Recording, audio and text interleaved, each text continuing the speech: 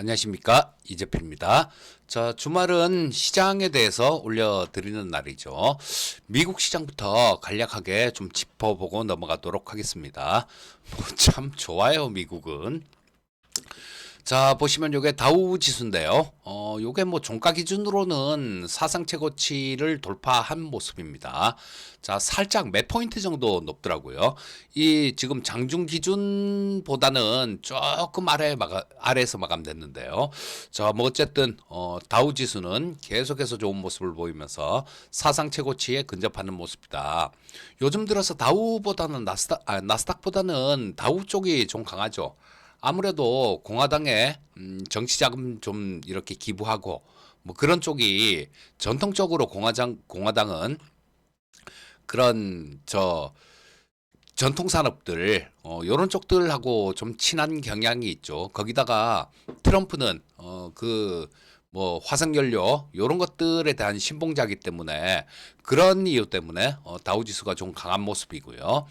자, 나스닥 시장 같은 경우는 조금 덜한데 그래도 좋습니다. 그래도 좋은데 자, 요거 분차트로 한번 보게 되면 장 초반에는 좀 흔들렸었죠. 장 초반에는 마이너스 나왔다가 뭐 왔다 갔다 하는 모습이 나왔는데요. 요거는 유럽 쪽에서 조금 안 좋은 부분들이 있었죠. 유럽 쪽에 뭐 경기 침체에 대한 우려감들 요런 것들이 좀 있었습니다. 지금 미국을 제외한 나머지 국가들은 다 안 좋아요. 근데 참 뭐 우리나라가 그중에 가장 안 좋은 모습이라서 좀 안타깝긴 한데요. 일단은 뭐 이럴 때 또 하늘이 무너져도 솟아날 구멍이 있는 거죠. 그래서 잘 특히 더 조심조심해서 투자를 하셔야 될 겁니다. 요즘 같은 경우는. 지난주에는 제가 저 영상을 토요일 날 올려드렸었죠. 자, 근데 요거는 그 지난주 금요일 날 미국 시장이 많이 빠졌고 우리가 한참 불안했던 그런 때였잖아요. 그래서 우리 시청자님들이 아, 또 죽었구나 이렇게 생각하실 것 같아서 토요일 날 미리 영상을 올려드리면서 나쁘지 않을 것이다. 이런 말씀을 드렸는데요. 자, 뭐 그렇죠. 지난주 저 같은 경우는 지난주에 올려드릴 때 같은 경우는 이미 코스피 지수 기준으로 선물 시장 기준으로 8일 연속 하락했었습니다. 그리고 하락폭도 굉장히 컸던 모습이고 전저점 근처에 와 있었기 때문에 그렇게 뭐 걱정하거나 좀 노심초사할 필요가 없었던 시장이었기 때문에 뭐 걱정 좀 하지 마시라고 토요일 날 올려드렸는데요. 자, 뭐 어떤 분이 댓글을 적어주셨는데 댓글 가끔 적어주시는 분이에요. 자, 근데 토요일 날 올려주면 안 되겠냐 이런 말씀을 하시던데 그건 조금 생각 좀 해보겠습니다. 왜냐하면 이게 어차피 일요일은 장이 없잖아요. 그러니까 월요일 날 기억이 좀 더 날려면 일요일에 보시는 게 좀 더 기억에 잘 날 테니까 그거는 토요일 날 올려드리는 거는 조금 좀 생각을 좀 해보겠습니다. 지금도 촬영하는 거 지금은 토요일이에요. 지금은 토요일인데 아마 일요일 날 올라가게 그렇게 예약을 걸어 놓을 텐데요. 그런 이유가 있습니다. 일요일 날 올려드려야 오늘 보면 또 내일 또 보게 안 되잖아요. 또 안 보는 경우가 대부분입니다. 그러니까 그만큼 시간이 지나면 잊어버리기 때문에 일요일 날 올려드린다라는 거, 그 부분 좀 말씀드리고 싶고요. 자, 지금 뭐 다우는 사상 최고치 근접했고, 자, 뭐 우리나라 시장 같은 경우도 뭐 6일 정도 연속 올라왔습니다. 근데 이 얘기는 조금 더 이따가 하기로 하고요. 자, 지금 트럼프하고 관련되는 그런 뉴스를 잘 찾아보셔야 됩니다. 요즘은 트럼프하고 관련되는 뉴스가 곧 돈인 경우가 굉장히 많아요.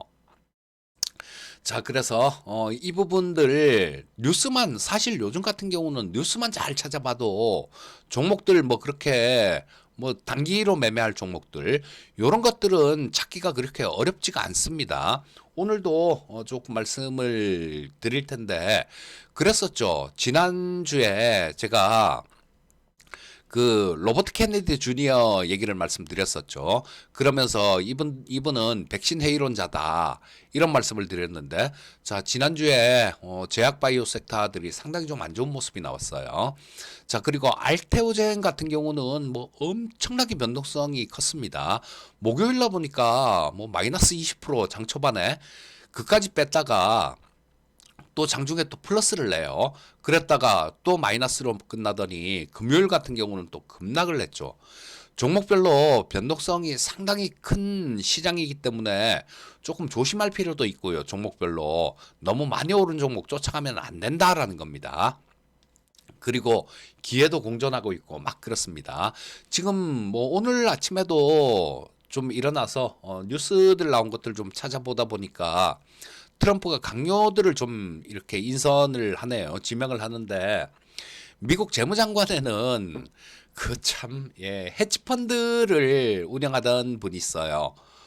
그분을 지금 미국 재무장관으로 임명했다라고 얘기를 하는데 이게 또, 좀 피곤해질 수 있는 게 뭐냐면 이분이 미국 재무장관으로 지명된 분이 이 무역 분쟁, 미국 우선주의, 자 이런 걸 굉장히 신봉하는 사람이에요.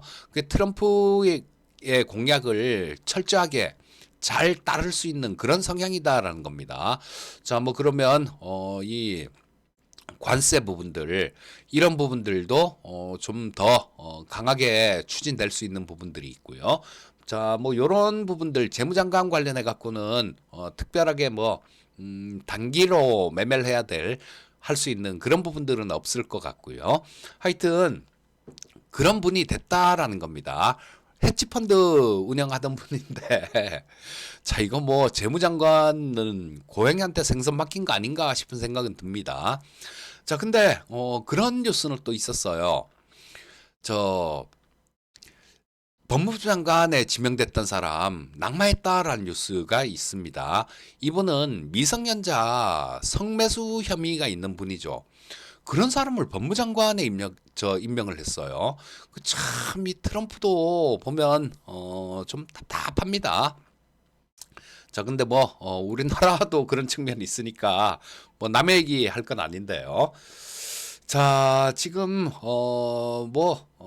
그거 외에 백악관 수석안보보좌관을 임명했는데 이분은 알렉스 윙이라는 사람을 백악관 수석안보보좌관에 임명했습니다.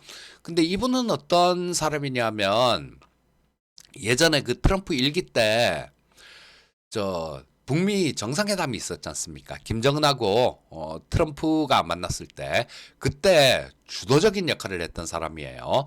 자, 그러니까 이런 것들도 좀 단기적인 그런 관점으로는 투자 아이디어로 조금 생각해 볼 수 있죠. 뭐 예전에 물론 지속성은 없을 거예요. 지속성은 없고 그냥 단타 용도 뭐 그 정도로만 좀 이용하신다라면 그 대북주 중에 좀 탄력 있는 거 제가 전에 한 2주 전인가요? 그때 영상 올려드린 종목 있죠. 자 그때 옵션 양매수 기법에서 착안해서 그런 기법을 하나 가르쳐 드린 그런 영향이 있었죠. 그런 영상이 있었죠. 거기에 나오는 종목도 가능하지 않나 싶은 생각이 듭니다. 자, 그냥 종목명을 얘기해 드리진 않을 거예요. 최소한 그 정도 찾아볼 수 있는 성의는 있어야 되지 않겠습니까? 그렇게 어려운 거 아니니까. 자, 뭐 그런 부분도 있다는 거. 뉴스가 곧 돈인 시장이 요즘 시장입니다. 자, 그래서 뭐 요쪽은 뭐 그냥 시황을 올려드린다고 계속 뭐 종목 얘기들 뭐 이런 것들도 조금 섞어서 해드리면 좋을 것 같아서 일단 백악관 안보보좌관 뉴스가 나오길래 그런 말씀을 좀 드려봤습니다. 자, 그럼 우리나라 시장에 대해서 조금 좀 살펴봐야 되겠죠. 자, 지난주에 제가 영상을 올려드렸을 때 그때 답답할 때였었는데요. 자, 이때였었죠, 이때. 이날이 금요일입니다. 이날이 금요일. 그리고 금요일 저녁 미국 시장이 좀 많이 빠졌어요. 그래서 토요일 날 제가 영상을 올려드리면서 뭐 그렇게 걱정할 필요가 없습니다. 뭐 괜찮을 것 같습니다. 이런 말씀을 드렸는데 자, 좀 올라오는 모습이었죠. 자, 뭐 5일 내내 지수 자체는 코스닥 쪽은 좀 변동성이 있었어요. 알테오젠 때문에 그런 모습이 나왔던 거죠.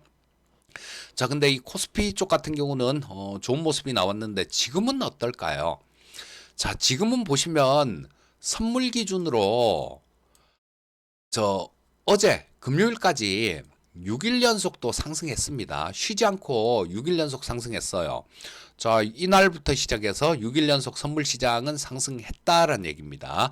자, 그러면 연속 6일 상승이면 조금 시장이 피로감을 느낄 때도 됐다라고 볼 수 있을 거고요. 지금 여기 21, 2평선이 강하게 아래로 이렇게 떨어지고 있죠.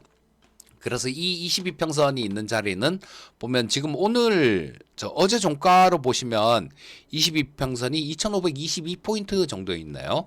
근데 월요일 날 보면 2500 뭐 한 18포인트나 17포인트 이 정도로 떨어져 있을 겁니다. 그리고 그 다음 날 되면 또 좀 떨어질 거예요. 자, 그러면 지금 주 초반에 월요일 날 미국 시장이 좋았으니까 우리나라도 뭐 출발은 괜찮게 출발할 가능성이 많다라고 봐야 되겠죠.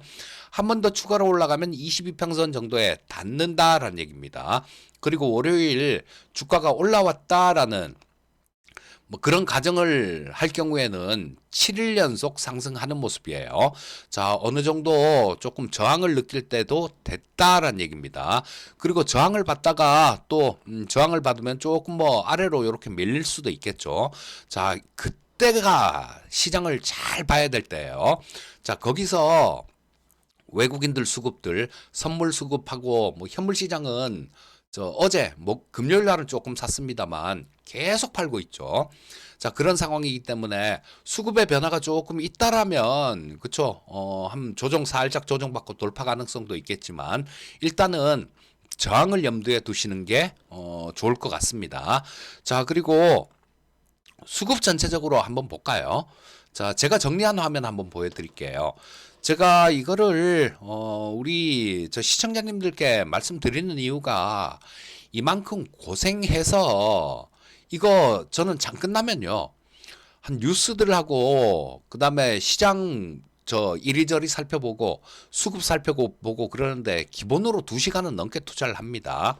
자, 뭐 선물 시장하고 근월물, 차월물, 옵션 뭐 요런 것들 다 정리하는데 요걸 여기에 저 월별로 딱 정리되게 그렇게 만들어 놨는데요. 보시면 지금 여기 8월 달부터 외국인들이 현물 시장에서 매도를 했죠. 자, 근데 지금 넉 달 동안 지금 이달 들어서만도 뭐 한 2조 5천억 정도 매도했습니다. 자, 이 넉 달 동안만 18조 정도를 매도를 했어요. 18조를. 그 전에 한 최대 24조 정도까지 매수를 했던 올해 들어서요. 24조 정도까지 매수를 했었는데 18조를 매도를 해서 지금 올해 순매수는 6조 정도 순매수하고 있습니다. 자, 이게 뭘 의미하냐면 외국인들은 우리나라 시장을 저 때부터도 좀 이렇게 안 좋게 봤구나. 그리고 아직까지도 조금 안 좋게 보는구나. 요 정도 자, 이렇게 볼 수 있는 거죠. 그리고 한 가지 조금 다행인 거는 9월 달보다는 10월 달에 매도 물량이 좀 줄었고요. 10월 달보다는 지금 11월 달에 매도 물량이 지금 이 상태라면 조금 줄어들 수 있겠죠. 자, 그래서 이게 또 한편으로는 그렇게 생각할 수도 있습니다. 18조 정도나 팔았으니까 조금 매수도 들어올 수 있지 않을까? 이런 생각도 할 수 있어요. 그쵸? 저도 거기에 기대를 좀 걸고 있습니다. 자, 근데 이거는 수급이 변하는 과정을 확인을 해야 되는 거예요. 자, 뭐 연속으로 좀 매수가 들어오거나 아니면 선물 시장에서 뭐 조 단위로 이렇게 매수가 들어온다거나 이런 모습이 나오면 수급의 변화가 조금 있는 걸로 보시면 되는데요. 그렇지 않고 조금 매수하고 이거는 그렇게 큰 의미는 없습니다. 그래서 이 수급을 잘 살펴봐야 돼요. 수급을 살펴보고 그 수급의 변화가 없으면 여기서 조금 저항받고 좀 지지부진한 그런 모습이 나올 가능성이 많습니다. 그리고 또 한번 더 빠질 수도 있는 거고요. 하지만 이 수급 방향이 조금 변화가 생긴다라면 여기서 한번 살짝 눌러줬다가 22평선 돌파하고 그 다음에는 뭐 한 2,500대 중반 정도 그 정도까지도 그 이상 정도로 지금은 볼 수 있을 것 같아요. 자, 그 이상 정도도 조금 바라볼 수 있는 뭐 그런 모습 아닐까 싶은 생각이 듭니다. 그래서 일단 지금 뭐 다음 주 초에 굉장히 좀 중요한 자리인 것 같아요. 자, 단기적으로 조금 저항을 받을 자리 그 근처까지는 올라왔다. 금요일 날 미국 시장이 올라왔으니까 뭐 그 월요일 날 추가로 올라오게 되면 22평선 근처 정도에 닿게 된다. 그러면 거기서는 저항을 조금 고려해 봐야 된다. 이런 얘기고요. 저항을 받고 살짝 조정받는 구간에서 그러고 난 다음에 살짝 뭐 눌러주는 구간 나왔다가 거기서 수급 쪽에서 뭐 월요일부터도 수급은 잘 살펴야 돼요. 수급 쪽에서는 외국인들이 매수가 들어온다. 현물 시장에서도 매수가 들어오고 선물 시장에서 좀 의미 있는 그런 매수가 들어온다. 그리고 뭐 옵션 시장까지 보시면 좋은데 옵션 시장까지는 뭐 보기 조금 어려우실 테니까 그건 안 보셔도 됩니다. 옵션 시장까지 보는 거는 저 같은 사람이나 보는 거고요.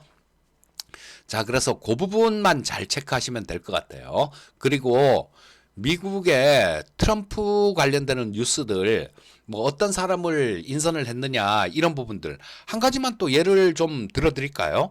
제가 우리 생방송방 회원님들께 그런 얘기를 좀 드렸었어요.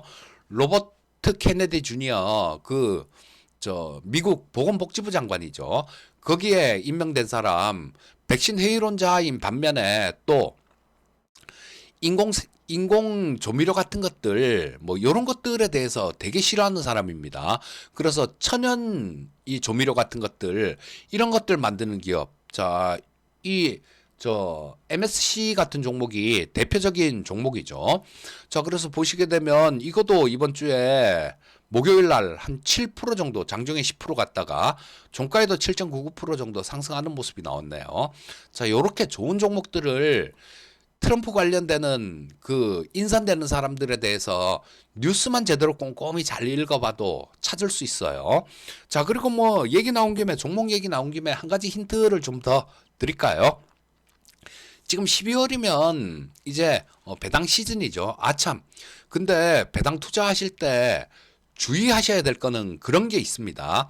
지금 작년부터 시행된 건데요. 이거를 기업들이 전부 다 12월 법인이라고 12월 말 기준으로 배당을 하는 건 아니고요. 기업별로 뭐 따로 공시를 하는 경우가 있습니다. 우리 배당 얼마 할게라고 얘기를 하고 난 다음에 배당 기준일이 생기는 배당 기준일로 하는 그런 기업들이 있을 수 있어요. 그러니까 뭐 배당 투자 관련해서 말씀드린다고 이거 전부 다 12월 말까지만 갖고 가면 되는 게 아닙니다. 각각 기업별로 공시 내용을 좀 살펴보셔야 됩니다. 배당주 중에 지금 뭐 배당 수익률이 좀 큰 종목들, 뭐 한생 같은 종목들 요런 것들이 배당 수익률이 한 9% 정도 그 정도 예상되고요. 그다음에 동국제강도 상당히 좀 큰 배당 수익률이 요것도 한 9%대 정도 그 정도로 지금 예상하고 있습니다. 그러니까 뭐 배당 주식들 요런 것들 오른 거 없을 때 또 만약에 12월 말을 기준으로 배당을 한다라고 가정을 하고요. 그치고 기업들마다 다 다르니까. 근데 12월 중순 이후 뭐 20일 막 이렇게 돼서 사면 주가가 올라 있는 상태이기 때문에 권리락이 되고 나면 배당락이 되고 나면 주가 쭉 빠지는 경우가 있어요. 그렇기 때문에 오히려 곤란을 겪는 경우가 있습니다. 그러니까 미리 고배당 주식들 미리 조금 챙겨 보시면 좋을 것 같고요. 일단 뭐 고배당 주식들은 증권주들 뭐 삼성증권이나 NH투자증권 이런 것들도 고배당 한 7% 이상 나올 것 같아요. 그리고 뭐 저 은행주들이 또 대표적으로 고배당 주식이죠. 뭐 기업은행이라든가 우리금융지주라든가 요런 것들이 대표적인 고배당 주식이니까요. 뭐 요런 쪽으로도 조금 한번 오른 게 없는 종목들 요런 것들은 관심 가져볼 필요가 있겠다라고 말씀드릴 수 있겠습니다. 자, 오늘은 여기까지 해야 되겠네요. 항상 성공 투자하시고요. 저는 다음에 또 뵙도록 하겠습니다. 감사합니다.